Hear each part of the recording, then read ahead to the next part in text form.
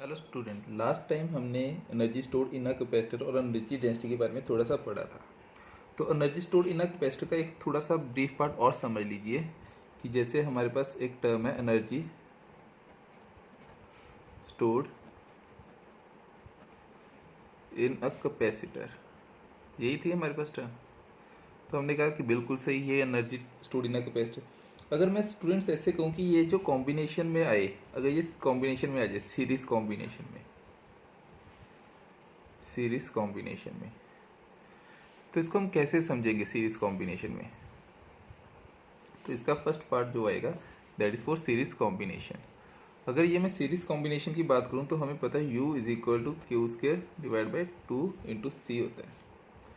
तो यहाँ पे Q square divide by 2 common आ जाएगा, क्योंकि सीरीज में है तो इसका मतलब कैपेसिटर इन सीरीज। हमें पता है इसका फॉर्मूला क्या होता है, that is equal to 1/C1 plus 1/C2 plus so on 1/CN। हमने यहाँ पे ये वाला फॉर्मूला क्यों लिया है, क्यू स्केयर अपॉन 2c, क्योंकि सीरीज के केस में जो कांस्टेंट होता है वो क्या होता है, क्यू जो है वो कांस्टेंट होता है। हमने वो टर्म उठानी है जो कांस्टेंट वाली हो। हमारे पास 3 फॉर्मूले थे जिसमें वी वेरी कर रहा है, वो वाला फॉर्मूला हम नहीं उठाएंगे। तो एक छोटा सा तरीका याद रखना है। तो इसका मतलब ये हो गया Q square upon 2c1 plus Q square upon 2c2 plus so on Q square upon 2cn। It means u जो है that is equal to u1 plus u2 plus so on un। This is our final result. समझ रहे हैं, ये तो था series combination में। Similarly बात करते हैं पैरेलल कॉम्बिनेशन की। ठीक है, पैरेलल कॉम्बिनेशन में देखिए स्टूडेंट्स,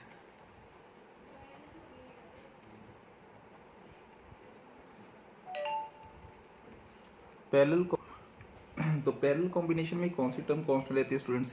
तो हमें पता है पैरेलल में पोटेंशियल जो है वो कांस्टेंट रहता है, पोटेंशियल डिफरेंस। अगर पोटेंशियल डिफरेंस कांस्टेंट रहता है तो इसका मतलब हम जो एनर्जी की वैल्यू लेंगे वो in terms of capacitor and potential लेंगे, तो half C V square. It means half C1 plus C2 plus so on CN into V the square. तो इसको सॉल्व करेंगे तो हमारे पास आ गया half C1 V square, half C2 V square and so on half CN V square. Clear. तो students यहाँ पे ये भी क्या बन रहा है, U1 plus U2 so on UN।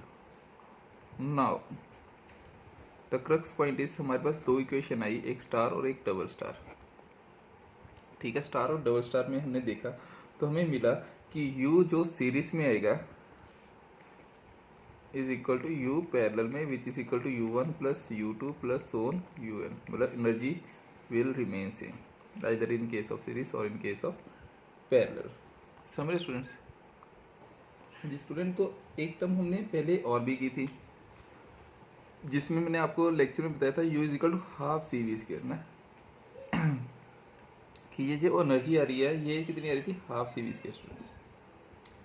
तो स्टूडेंट जैसे देखो फॉर एग्जांपल हम बैटरी से जो दे रहे थे ना एनर्जी, बैटरी से, ठीक है, वो सी वी स्क्वायर थी। ये मैंने आपको टर्म पहले भी बताई है। तो हमें जो मिलती होती है वो हाफ सी वी स्क्वायर मिलती है। It means there is some loss of energy. ठीक है, तो वो जो लॉस ऑफ एनर्जी होती है उसको लर्न करने का वे ऐसे लर्न कर सकते हो कि जहाँ पे जो सी आता है ना, सी, इसकी वैल्यू जो होती है that is equal to C1 C2 upon C1 plus C2 ऐसे। और V जो है यहाँ पे कॉमन पोटेंशियल आता है that is equal to potential difference, sorry potential difference which is equal to V1 minus V2। तो स्टूडेंट इसकी डेरिवेशन है, एक डेरिवेशन है। तो वो डेरिवेशन ही देखते हैं कि कैसे हम डेरिवेशन को सॉल्व करते हैं। तो सबसे पहले देखिए इसकी हेडिंग देखिए, लॉस ऑफ एनर्जी की, loss of energy on sharing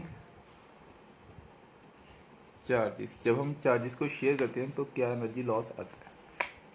ठीक है स्टूडेंट्स, तो यहाँ पे देखिए सबसे पहले फॉर एग्जांपल हमारे पास दो ऐसे थे कंडक्टर पड़े हुए थे, राइट।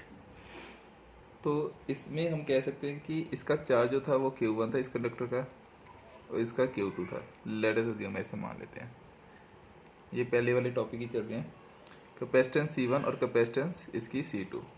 तो जब ये आपस में डिस्ट्रीब्यूशन करेंगे तो इसमें पोटेंशियल V1 पोटेंशियल V2 था। तो तो आफ्टर डिस्ट्रीब्यूशन इसका पोटेंशियल जो वो कॉमन हो जाएगा। सबसे पहले ऐसे मान लेते हैं ये हमने कनेक्ट नहीं किया था, that is before connection. Before connection में देखिए क्या स्टेप आएगा कि अभी देखो यहाँ पे एनर्जी जो थी बिफोर कनेक्शन, हम इसको मान लेते हैं initial, that is equal to half इसका V1 और इसका V2, C1 V1 square plus half C2 V2 square. Clear? तो इस फॉर्म में आ जाएगा। अब जब हम इसको आपस में कनेक्ट करवा देंगे आफ्टर कनेक्शन, ठीक है, तो जब हम इसको आपस में कनेक्ट करवाएंगे तो there is a common potential, तो इसमें पोटेंशियल डिफरेंस जो ना, पोटेंशियल डिफरेंस वो कॉमन हो जाएगा। तो V जो है वो कॉमन हो जाएगा यहाँ पे, पोटेंशियल कॉमन पोटेंशियल आ जाएगा। अगर V कॉमन पोटेंशियल आ गया तो इसका V की वैल्यू तो हमें पता ही है, V का फॉर्मूला क्या होता है, V equal to total charge divide by total capacitance. Total charge means Q1 plus Q2 और total capacitance means C1 plus C2। समझिए?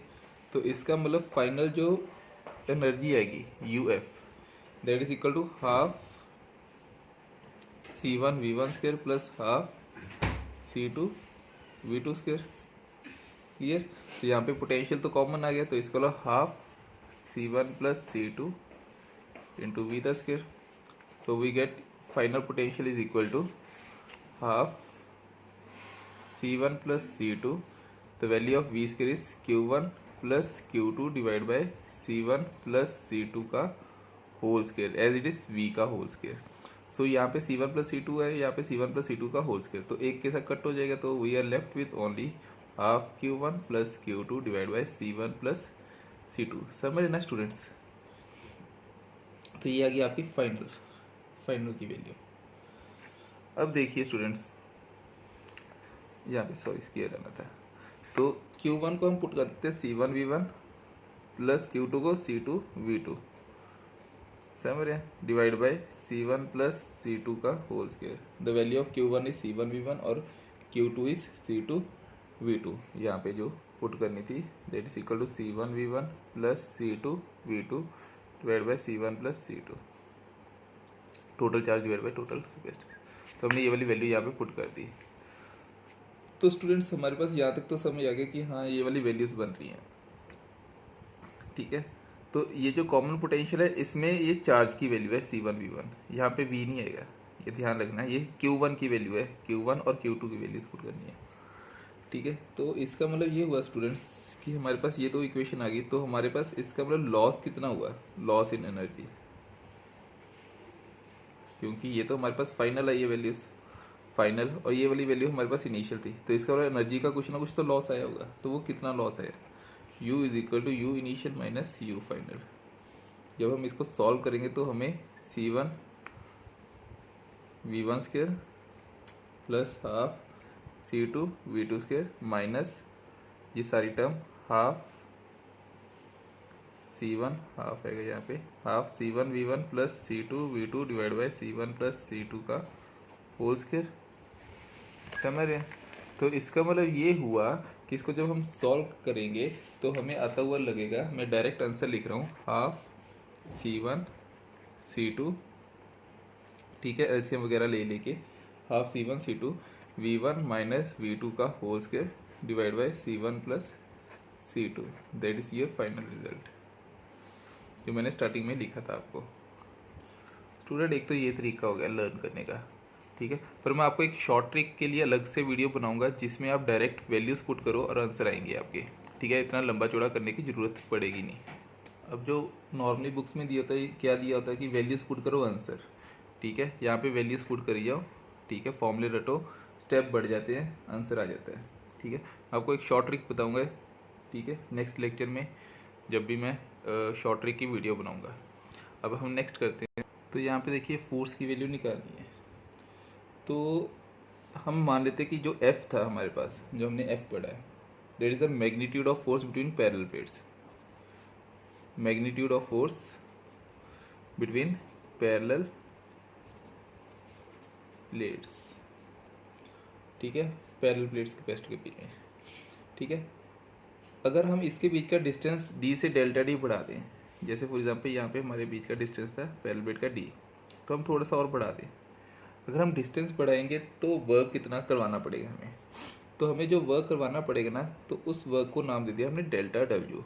छोटा वर्क करवाना पड़ेगा डेल्टा डी को, डिस्प्लेसमेंट करवाना है, तो इसका वाला एफ डेल्टा डी हो जाएगा, समझ गए। तो हमने क्या किया, इस प्लेट को थोड़ा सा डिस्प्लेस करवाया डेल्टा डी। जब हमने डेल्टा डी डिस्प्लेस करवाया तो वर्क हमारा हुआ delta D F which is equal to delta W. तो इसका मतलब ये जो वर्क हो रहा है ना, it appears as an increase in potential energy in a capacitor. तो हम इसको मान सकते हैं delta U, because it is stored energy which is equal to delta W which is equal to F delta D. Also we know जो energy थी, energy that is equal to Q square upon 2c होती है, समझ रहे। तो इसका अलग Q square divide by C का फॉर्मूला हमें पता है, epsilon not A divide by D, समझ गए, epsilon not A divide by D. तो हमारे पास ये वाली टर्म जो आई है, अब अगर छोटा, अगर ऐसे ये वाली टर्म है हमारे पास, इसको इक्वेशन नंबर 1, ठीक है। सिमिलरली अगर हम छोटे की बात करें, छोटी एनर्जी निकालनी है, तो डेल्टा यू की फॉर्म में इसको लिख सकते थे। तो इसको हम ऐसे लिख सकते थे, देखिए students, delta U is equal to Q square upon 2 epsilon not A. बाकी तो फैक्टर सेम रहेंगे, सिर्फ डेल्टा डी में चेंज आ जाएगा स्टूडेंट्स, समझिए। तो इसका मतलब ये हुआ, अगर हम इसको इक्वेशन नंबर 2 मान ले और इक्वेशन 1 और 2 को कोरिलेट करवाएं, तो इसका मतलब डेल्टा यू दोनों साइड है। अगर डेल्टा यू दोनों साइड है तो इसका मतलब ये हुआ कि एफ डेल्टा डी की value that is equal to Q square upon 2 epsilon not A into delta D. तो ये डेल्टा डी कट गई, तो हमारे पास जो आंसर आया that is equal to F is equal to Q square upon 2 epsilon not A, समझ रहे हैं, 2 epsilon not A. This is ये फाइनल आंसर। अब स्टूडेंट एक चीज़ और देखिए, यहाँ पे हमने पैरेलल प्लेट कैपेसिटर में एक ई का फॉर्मूला पढ़ा था, E equal to sigma over epsilon not, अगर आपको याद हो तो, ठीक है। ई की वैल्यू पड़ी थी सिग्मा ओवर एप्सिलॉन नॉट। अब ये देखो सिग्मा जो है वो तो हमें पता चल गया, सिग्मा जो होता है चार्ज पर यूनिट एरिया होता है, मतलब Q upon A epsilon not बन गया, समझ रहे स्टूडेंट, ए एप्सिलॉन नॉट। तो इसका यहाँ पे अगर मैं बात करूँ, एक क्यू उठा लूँ और एप्सिलॉन नॉट ए उठा लूँ, ठीक है, तो हमारे पास वो ई की इक्वल आ रहा है। तो इन टर्म्स ऑफ एफ को ई की फॉर्म में लिखना हो तो एफ की वैल्यू जो आएगी that is equal to F is equal to Q square की जगह क्यू अपॉन 2 इंटू ये वाली की सारी टर्म क्या बन जाएगी, ई।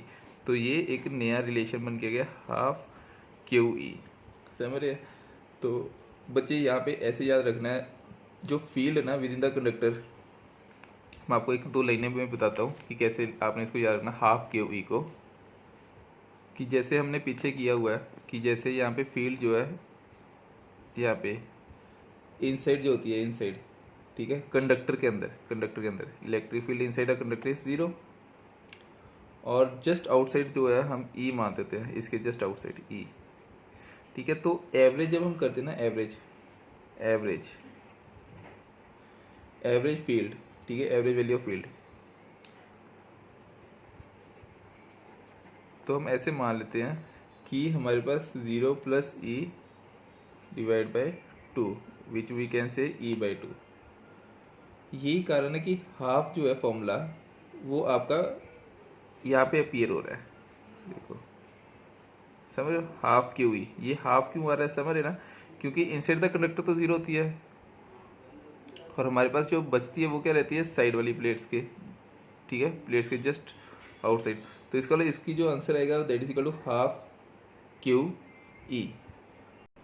स्टूडेंट ये ना एनसीईआरटी का टॉपिक था, अगर आप करना चाहते हैं इसको ऑल्टरनेटिव मेथड के साथ, मैंने आपको इजी मेथड से बताया, इसका ऑल्टरनेटिव मेथड आप कर सकते हो, ठीक है। इसका ऑल्टरनेटिव मेथड आपको मिल जाएगा एनसीईआरटी के पेज नंबर एक्सरसाइज 2.28 पे, ठीक है, और पेज नंबर 161 पे, आप वहाँ पे जाके भी देख लेना। अगर इसमें भी प्रॉब्लम आएगी तो मेरे को कमेंट बॉक्स पे डाल देना, ठीक है, तो उसके लिए मैं आपके लिए अलग से एक वीडियो बना दूंगा।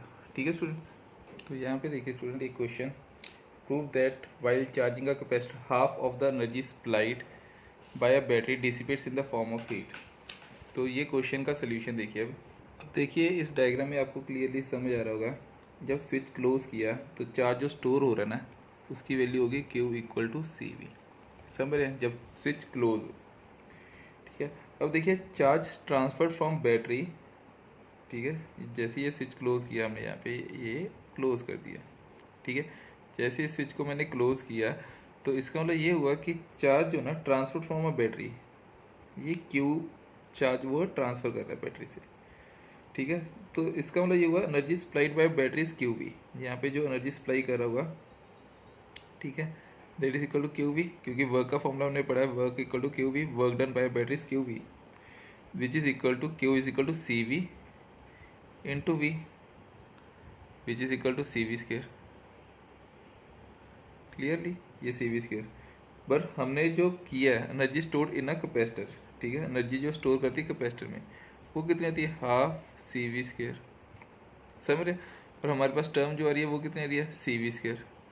तो स्टूडेंट्स यहाँ से अब देखिए आपको क्लियरली समझ आ रहा होगा जो क्वेश्चन था। ठीक है, जो क्वेश्चन था वो समझ आ रहा होगा कि यहाँ पे जो रिमेनिंग एनर्जी है वो कितनी बची है, वो 50% बच रही है। ठीक है, which is exactly half of this value. इसका मतलब जो एनर्जी स्टोर करता है कैपेसिटर, ठीक है, which is exactly half of this value, तो इसका मतलब रिमेनिंग हाफ एनर्जी कहाँ पे गई होगी, बाकी जो एनर्जी गई होगी वो in the form of heat dissipate होती है students, in the form of heat dissipate होती है। यही अभी हमने किया। तो इसको रटने का तरीका ये है, अगर हमें फॉर्मूला शॉर्ट ट्रिक बनाना हो तो शॉर्ट ट्रिक में हम ऐसे कह सकते हैं कि जो हीट डिसिपेटेड है, हीट डिसिपेटेड डेल्टा एच कह सकते हैं, या एनर्जी लॉस, या जो भी वर्ड आप लिखना चाहते हो, that is equal to work done by a battery minus U, मतलब यू क्या आ गया, एनर्जी स्टोर्ड, मतलब U final, U initial minus U final. ये वाला फॉर्मूला आप लर्न कर सकते हो, that is for energy loss. इसकी मैं अलग से एक वीडियो जरूर बनाऊंगा, मैंने आपको वादा किया है। ठीक है, और हाँ, ये एक मैंने कंसेप्चुअल क्लैरिटी के साथ आपको एक शॉर्ट ट्रिक का फॉर्मूला याद कर दिया कि कैसे हम शॉर्ट ट्रिक बना सकते हैं इसका। क्लियर है स्टूडेंट्स। एक क्वेश्चन एनर्जी स्टोर का भी देख लीजिए स्टूडेंट्स, कई बार पूछ लेते हैं। ठीक है, इजी लेवल के पेपर में ये पूछ लिया जाता है ऐसा क्वेश्चन। फॉर एग्जांपल हमारे पास ऐसे पैरेलल प्लेट्स हैं।